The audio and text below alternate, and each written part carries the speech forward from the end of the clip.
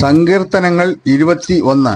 യഹോവേ, രാജാവ് നിന്റെ ബലത്തിൽ സന്തോഷിക്കുന്നു, നിന്റെ രക്ഷയിൽ അവൻ ഏറ്റവും ഉല്ലസിക്കുന്നു. അവന്റെ ഹൃദയത്തിലെ ആഗ്രഹം നീ അവന് നൽകി, അവന്റെ അധരങ്ങളുടെ യാചന നിഷേധിച്ചതുമില്ല. നന്മയുടെ അനുഗ്രഹങ്ങളാൽ നീ അവനെ എതിരേറ്റു, തങ്ക കിരീടത്തെ അവന്റെ തലയിൽ വയ്ക്കുന്നു. അവൻ നിന്നോട് ജീവനെ അപേക്ഷിച്ചു, നീ അവന് കൊടുത്തു, എന്നേക്കുമുള്ള ദീർഘ ആയുസിനെ തന്നെ. നിന്റെ രക്ഷയാൽ അവന്റെ മഹത്വം വലിയത്, മാനവും തേജസ്സും നീ അവനെ അണിയിച്ചു. നീ അവനെ എന്നേക്കും അനുഗ്രഹ സമൃദ്ധിയാക്കുന്നു. നിന്റെ സന്നിധിയിലെ സന്തോഷം കൊണ്ട് അവനെ ആനന്ദിപ്പിക്കുന്നു. രാജാവ് യഹോവയിൽ ആശ്രയിക്കുന്നു, അത്യുന്നതന്റെ കാരുണ്യം കൊണ്ട് അവൻ കുലുങ്ങാതിരിക്കും. നിന്റെ കൈ നിന്റെ സകല ശത്രുക്കളെയും കണ്ടുപിടിക്കും, നിന്റെ വലം കൈ നിന്നെ പകയ്ക്കുന്നവരെ പിടികൂടും. നിന്റെ പ്രത്യക്ഷതയുടെ കാലത്ത് നീ അവരെ തീച്ചൂളയെ പോലെ ആക്കും. യഹോവ തന്റെ ക്രോധത്തിൽ അവരെ വിഴുങ്ങിക്കളയും, തീ അവരെ ദഹിപ്പിക്കും. നീ അവരുടെ ഫലത്തെ ഭൂമിയിൽ നിന്ന്, അവരുടെ സന്തതിയെ മനുഷ്യപുത്രന്മാരുടെ ഇടയിൽ നിന്നും നശിപ്പിക്കും.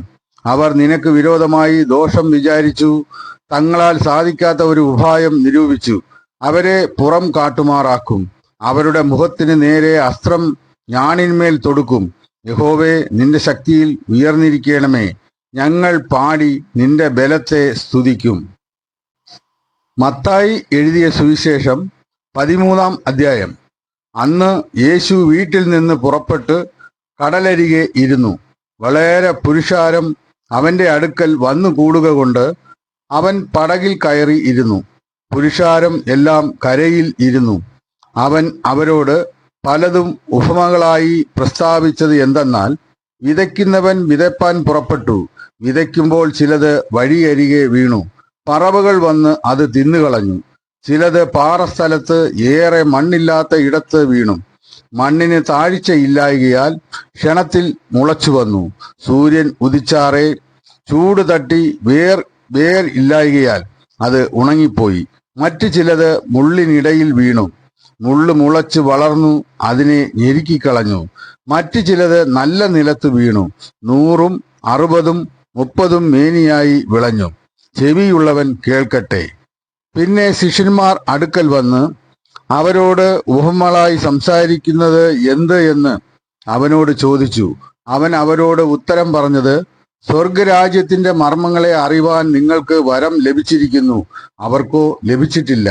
ഉള്ളവന് കൊടുക്കും, അവന് സമൃദ്ധിയായി ഉണ്ടാവും. ഇല്ലാത്തവനോടോ ഉള്ളതും കൂടെ എടുത്തു കളയും. അതുകൊണ്ട് അവർ കണ്ടിട്ട് കാണാതെയും കേട്ടിട്ട് കേൾക്കാതെയും ഗ്രഹിക്കാതെയും ഇരിക്കയാൽ ഞാൻ ഉപമകളായി അവരോട് സംസാരിക്കുന്നു. നിങ്ങൾ ചെവിയാൽ കേൾക്കും, ഗ്രഹിക്കയില്ലതാനും, കണ്ണാൽ കാണും, ദർശിക്കയില്ലതാനും. ഈ ജനത്തിന്റെ ഹൃദയം തടിച്ചിരിക്കുന്നു.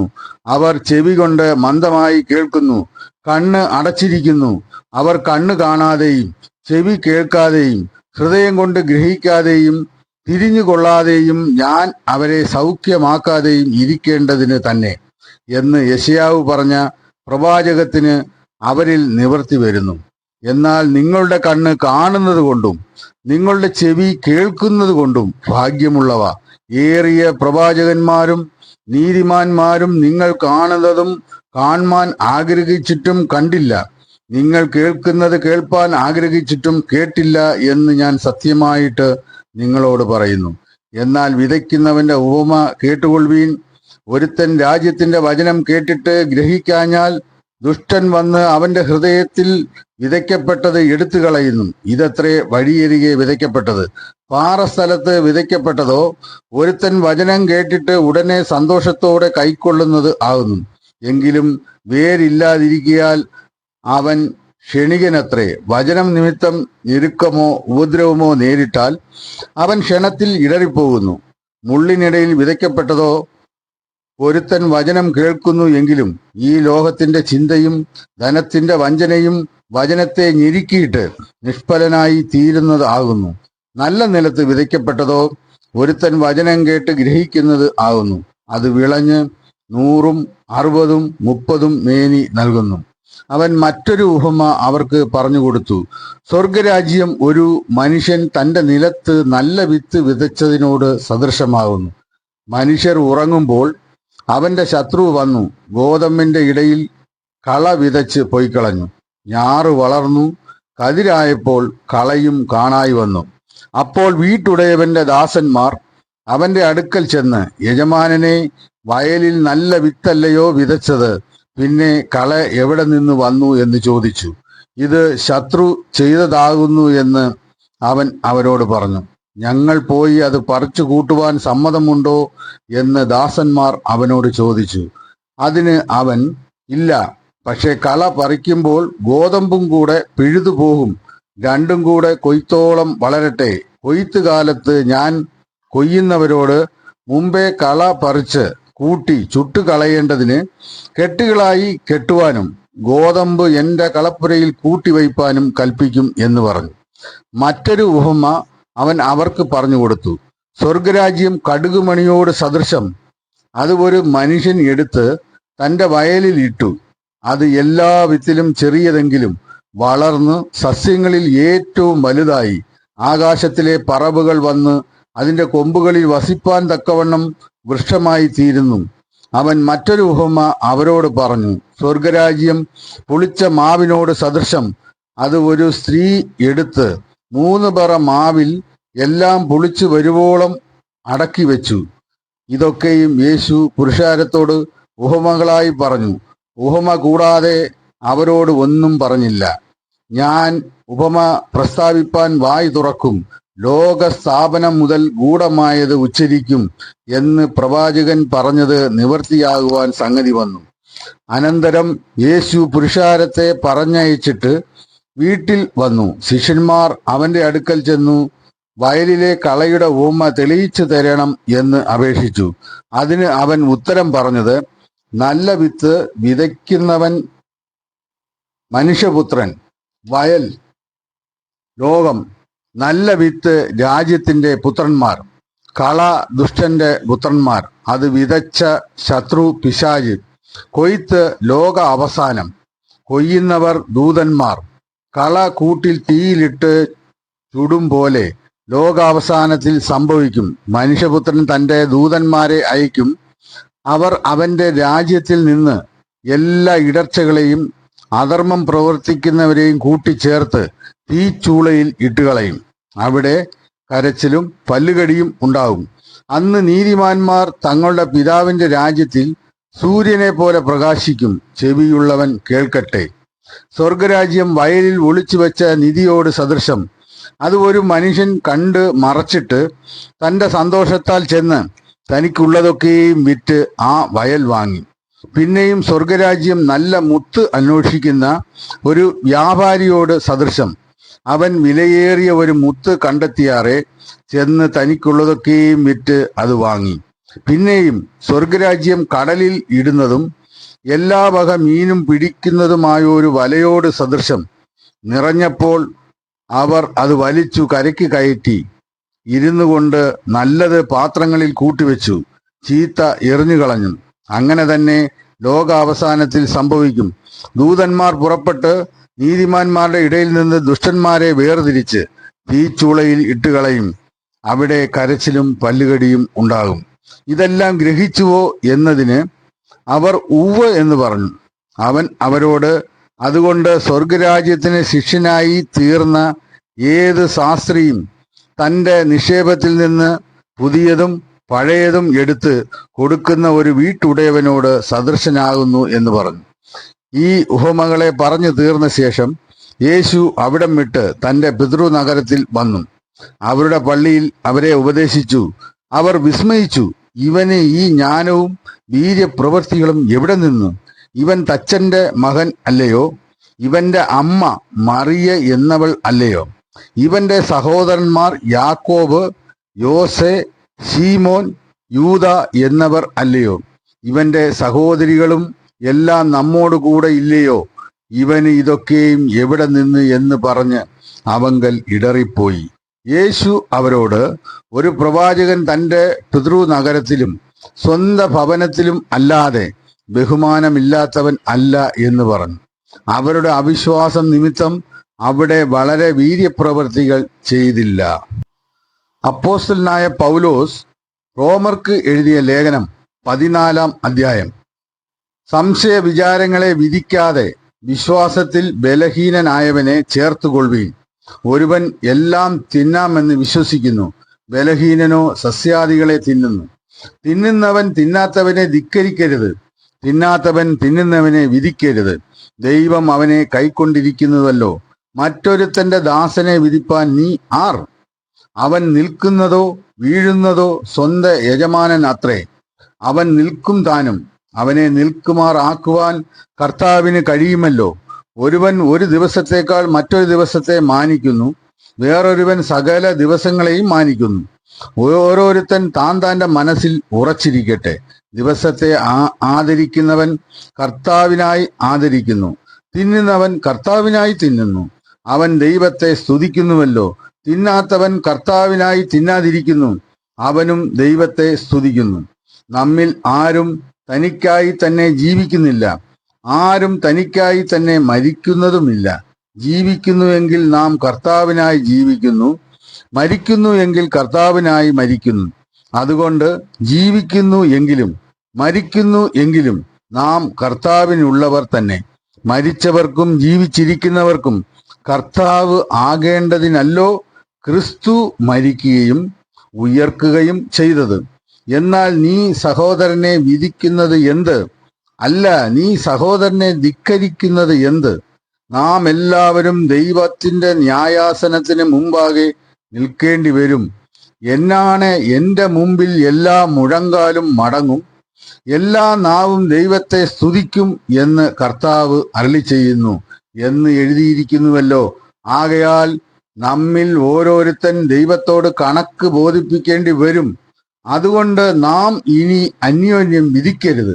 സഹോദരന് ഇടർച്ചയോ തടങ്കലോ വയ്ക്കാതിരിപ്പാൻ മാത്രം ഉറച്ചുകൊള്ളുവീൻ.